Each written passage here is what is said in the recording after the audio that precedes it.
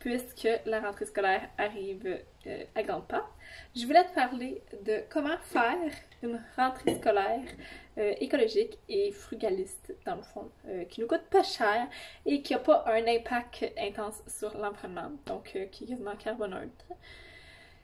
Fait qu'aujourd'hui, c'est ça. Moi, personnellement, je ne suis plus aux études, mais je trouve que c'est très, très d'actualité, puis que fort probablement beaucoup d'entre vous qui me suivent êtes aux études, donc ça pourrait servir. Puis même, peut-être que vous allez pouvoir vous servir de ces conseils-là pour votre rentrée au bureau ou quoi que ce soit. Quelque chose qui pourrait être relié. Donc, premièrement, si tu t'en vas dans une école, une université, un cégep ou quoi que ce soit, ou même un secondaire, tu fais sûrement une visite de l'école avant de choisir ton programme, avant de t'inscrire et tout.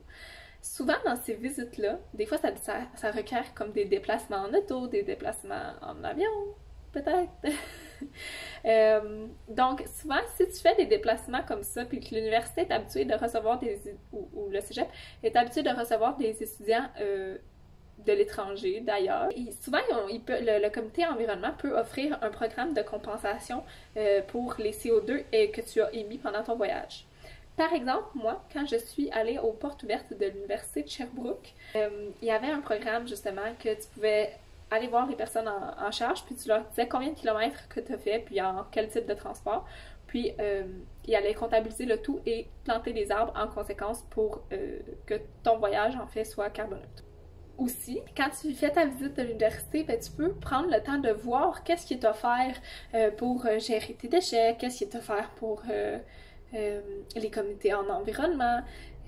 Si tu as besoin d'être en résidence, ben, tu peux regarder qu'est-ce qui est offert dans la résidence, comment tu vas être capable d'avoir une vie écologique dans le campus. Par exemple, s'ils n'ont pas de bac de matière organique, s'ils n'ont pas de compost, ben, je te suggère fortement de penser dans ta tête à t'organiser pour quand tu vas aller à l'école et tout, ou dans ton appartement, ou quoi que ce soit, comment tu vas gérer tes matières organiques. Puis, sinon, ben, tu peux en faire la demande, passer le mot, dire « Ah, ben c'est plate, moi je croyais qu'il y en aurait, ce serait le fun qu'il y en ait, est-ce que je peux me renseigner auprès de quelqu'un pour proposer cette nouvelle alternative-là? » Donc, ça peut être bon pour le compost, comme ça peut être pour tout, là. Tout ce que tu veux avoir en environnement, si tu le proposes pas, ben c'est sûr qu'il l'aura pas. Puis, les universités ou les cégeps cherchent à être plus verts, qui vont les vouloir tes solutions, tes idées, puis peut-être qu'ils vont essayer de les combler tes besoins. Ensuite, pour aller en classe, si admettons c'est loin ou même si c'est pas si loin que ça, tu peux covoiturer. Il existe des applications pour covoiturer. Dans le fond, il y a Amigo Express, moi j'utilisais ça aussi. Puis, comme sur Facebook, des fois l'université a une page de transport en commun. Fait que tu trouves des gens, ils vont payer pour être avec toi. Moi, par exemple, quand je faisais la route des Laurentides à Sherbrooke, je pouvais embarquer 4 personnes dans mon auto. C'était 10$ par personne. Fait que moi, je me faisais souvent 30$ dans mes poches. C'était rare que j'avais 4 personnes, là, parce que la personne ne voulait pas vraiment embarquer pour être au milieu, mais 30$, ça me payait mon essence, ça me payait toutes les dépenses qui pouvaient être reliées à mon auto. Puis en plus, ben, c'était plus écologique. Fait que je le conseille fortement. Soit utilise-le ou embarque du monde. Sinon, ben, prends les transports en commun puis les transports actifs. Je ne dirais jamais assez de faire du vélo, c'est malade. Je l'ai jamais fait quand j'allais à l'école, vu que c'est nouveau pour moi faire du vélo. Mais j'ai utilisé les transports en commun beaucoup, puis le covoiturage. Sinon, en classe, je te conseille vraiment de réutiliser tes feuilles, tes rectos. Moi, je me fais comme des cartables de feuilles que le verso, il est pas utilisé. Fait que j'y réutilise ça. Propose à ton enseignant de t'offrir la version numérique versus la version papier. Remplis ta bouteille d'eau. Apporte-toi un petit contenant pour, admettons que tu manges un fruit ou quoi que ce soit, mais tu as quelque chose pour ramener tes résidus de nourriture.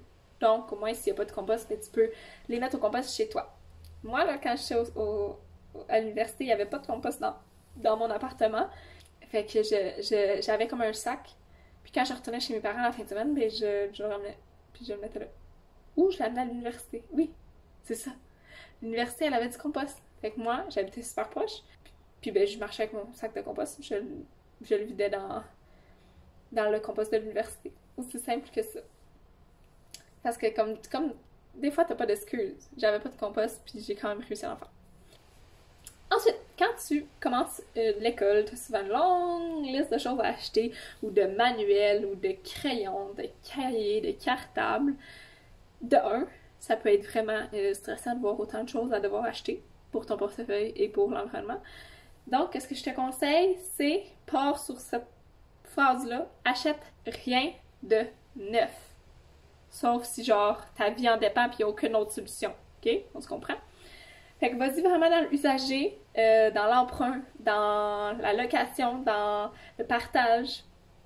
Donc, par exemple, si tu veux les acheter, mais les acheter usagés, tu peux en trouver dans les friperies, dans les centres de dépannage, dans tes affaires aussi. Souvent, on a comme une boîte de vieilles choses d'école, des cartables et tout.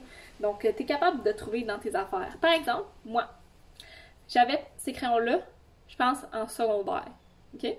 Puis, j'utilise pas beaucoup ces couleurs-là, parce que j'utilise souvent les couleurs classiques, mais je veux quand même en avoir des couleurs. Donc, je les ai conservées au fil des années. Au lieu de faire comme, ah ben l'année scolaire est finie, on jette. Fait que ça, par exemple, c'est une idée de conserver tes choses puis d'aller chercher dans les années suivantes ce que tu as besoin. Ensuite, tu vas peut-être retrouver des cartables. Peut-être qu'ils vont des fois avoir les anneaux un peu moins, les anneaux ici un peu moins bonnes, mais tu peux t'arranger, c'est sûr. Un cours que tu as juste une fois par 10 jours, par exemple, un cours qui est moins grand, ben tu peux y aller avec ton cartable qui fonctionne un petit peu moins bien, c'est certain. Aussi, ton sac d'école. Ça, souvent, on a envie de le changer pour que ce soit tendance ou quoi que ce soit. Mais c'est cher, un sac, là. Comme, moi, j'ai acheté ce sac à dos-là. En fait, c'est ma mère qui me l'a acheté quand j'étais en secondaire 1. Un sac rouge, OK? Rouge. On s'entend que moi, je l'aime pas, là. Moi, il me faudrait qu'il soit noir. Mais, quand que je l'ai acheté, ma mère m'a dit, Joanie, c'est 100$, là. Faut que tu le portes plus qu'un an, là, ton sac à dos. Faut que tu l'utilises plus qu'un an. Je dis, ah oui, c'est sûr. Après un an, j'avais le goût de le changer, bien évidemment. Mais, je l'ai quand même gardé. Puis je l'ai réutilisé. Puis même si je l'aimais pas, je l'ai réutilisé. Je pourrais m'en trouver un usager, c'est sûr, que j'aime. Ce serait quasiment l'idéal pour me sentir bien dans mes affaires. Mais, je l'ai conservé. Fait que si t'as un sac qui traîne, prends-le. Sauve ton argent puis investis-le. Ou même, ça dépend c'est quel type de cours, là. Si t'es médecin pis t'as des livres gros de même, je te dis que non, mais tu peux utiliser un sac en coton, comme, je sais pas c'est quel matériel, là, mais bref, tu peux utiliser un sac comme ça puis aller à tes cours comme ça. Aussi, bien évidemment, avoir une bouteille d'eau pour toi puis pour l'environnement. Puis il y a toujours des fontaines, puis l'eau est vraiment bonne, puis elle est rafraîchissante dans les écoles, fait que t'as aucune raison d'apporter une bouteille d'eau en plastique. Aucune. Sauf si tu tapes un coup de chaleur puis quelqu'un t'en apporte une pour être capable de survivre. Aussi, tu sais, admettons, là, je me souviens au primaire, au secondaire, plus, ils suggèrent comme des cartables de couleurs. Pour telle matière, achète jaune. Telle matière, achète orange. Ce que j'ai envie de te dire, là, c'est couleur. Hein? Comme au pire, tu mettras un collant, tu surligneras jaune, puis ça va être un cartable jaune. Comme à un moment donné, on a d'autres places à mettre notre argent que dans des cartables d'une couleur différente. Okay? Sinon, pour les manuels spécifiques à tes cours, comme éducatifs, là, tes livres éducatifs, ben, je te conseille d'aller voir les organismes, par exemple, les universités ou les cégeps ont souvent comme un petit magasin dans l'établissement qui vend des livres neufs, mais parfois ils vont en vendre des usagers quand ils en reçoivent ou quoi que ce soit. Fait que tu peux aller voir là. Sinon, tu peux aller voir sur des pages Facebook.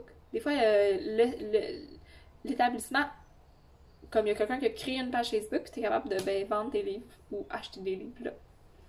Puis sinon, juste sur Marketplace, peut-être que tu vas en trouver. Aussi, une bonne idée pour sauver de l'argent, c'est d'acheter un livre avec un ami que tu as en commun, que tu sais qu'il a le même cours que toi, mais qui n'est pas dans le même cours en même temps. Fait que pendant que tu es en cours, ben, tu prends le livre. Mettons que tu es dans le même cas avec lui en plus. Là. Tu prends le livre, tu t'en profites pendant ton cours, tu le ranges, puis après, lui, il en profite pendant son cours. Comme c'est plein de choses que, sérieux, t'as tellement de solutions pour ne pas acheter. Si t'as besoin d'acheter de l'électronique, ben, je te dirais vraiment d'y aller l'usager si t'es capable, puis sinon, ben, d'y aller dans quelque chose qui est durable, puis de pas trop dépenser pour rien, puis d'y aller avec quelque chose qui correspond à ton budget. Puis c'est ça. Mais c'est sûr que l'électronique, on s'en passe pas, ça pollue quand même. Mais avec les méthodes d'aujourd'hui, on n'a pas le choix d'avoir de l'électronique. Donc, tu trouves les solutions que tu peux avoir. Pas besoin de t'acheter le nouveau tapis à souris, la nouvelle souris tendance ou vas-y avec le strict minimum. Aussi, un petit surplus que je te dirais, implique-toi. Implique-toi dans les comités environnement de ton école ou crée-en un s'il n'y en a pas. Sérieux, tu vas vraiment grandir de ça. Moi, quand j'étais justement à l'Université de Sherbrooke, j'étais présidente du bac en environnement pendant la première année, parce que je suis pas restée après, mais j'ai vraiment aimé ça. C'était ma première expérience comme de comité puis tout, puis je trouve que ça t'encourage encore plus à te donner à 100% pour faire attention à l'environnement puis tout, de respecter tes valeurs. C'est ça que ça. Je te souhaite une très bonne rentrée scolaire ou pas si t'es pas aux études puis tu voulais juste savoir des conseils pour l'appliquer au bureau. Puis je sais que chaque petit geste compte. Puis j'espère que tu vas faire le plus d'efforts possible pour faire chaque petit geste.